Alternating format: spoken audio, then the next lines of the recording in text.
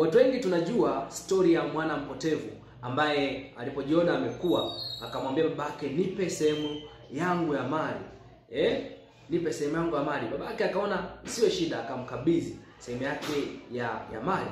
Huyo kijana akaenda nchi ya mbali, lakini alipoenda kule alishindwa kumanage vizuri kila kitu alichopewa na babake, akatumia ovyo na ikapelekea kuishiwa. Alipoishiwa alipitia maisha magumu sana kiasi kwamba akafikia hatua ya kula na nguruwe. Sasa hebu kufikiria, mtu anakula na nguruwe, ni maisha magumu kiasi gani?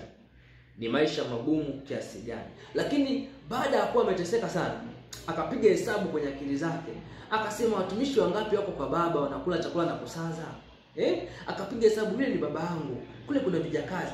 Hivi kweli baba yangu anaweza akanikataa nikirudi? Akasema hapana. Ni bora niende kwa baba anikatae yeye, lakini sio mimi niendelee kubaki kuteseka huku. Akaamua kwenda hivyo hivyo. Hajui kama atakubaliwa au atakataliwa kwa sababu amefanya makosa. Lakini babake alipomuona alifurahi sana. Hakuamini, alitamani hata kulia. Akaenda akamkumbatia mtoto wake, karibu mwanangu. Muda wote nilikuwa nakufikiria.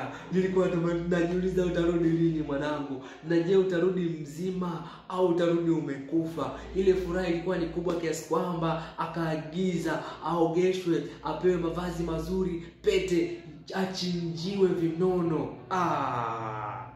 Babake alikuwa na furaha mno kwa ajili ya ule mtoto. Bwana Yesu asifiwe sana. Lakini Yesu anatuambia huyu baba ni wa dunia. Je, baba yetu wa mbinguni si zaidi? Kwa hiyo hivyo ndivyo ilivyo kwa baba yetu wa mbinguni. Pale ambapo mtu mwenye dhambi ametambua kwamba huku niliko siko, inatakiwa nimpokee Yesu, inatakiwa nikae na baba yangu wa mbinguni, nitoke huku utumwani, nitoke huku kula na nguruwe, nitoke kwenye uzinzi, kwenye uasherati, kwenye ulevi, kwenye uganga, kwenye uchawi, nitoke kwenye mateso na vifungo vyote vya shetani, niende kwa baba yangu, niende kwa baba yangu. Mtu kama huyo Mungu anamsubiria kwa shauku na kwa hamu sana. Na ndio maana Biblia inasema kwamba ni furaha mwenye haki mmoja akitubu. Mbinguni ni furaha, malaika wanashangilia. Ni furaha ya ajabu. Mungu anafurahi kwa namna ya ajabu mno kwa kila mtu ambaye anampokea Yesu Kristo, anaamua kumkabidhi Yesu maisha yake. Kuna wakati mwingine mtu labda alikuwa ameokoka akarudi nyuma.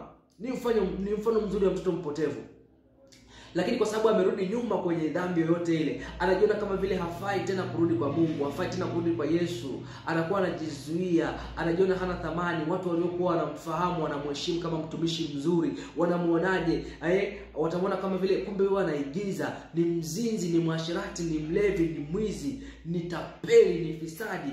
Anatumia kama wokovu kama kivuli. Kwa hiyo kwamba unataka kurudi lakini unashindwa. Nataka nikwambie kwamba Mungu anakusubiria kwa hamu sana uamuzi wako wa kurudi kwake, kutubu dhambi zako. Mungu anakusubiria kwa hamu sana. Unasubiri nini sasa? Rudi kwa Yesu. Yesu yuko tayari kukupokea sasa hivi. Yesu anakupenda mno, mtu wa Mungu. Rudi sasa kwa Yesu Kristo. Barikiwe sana.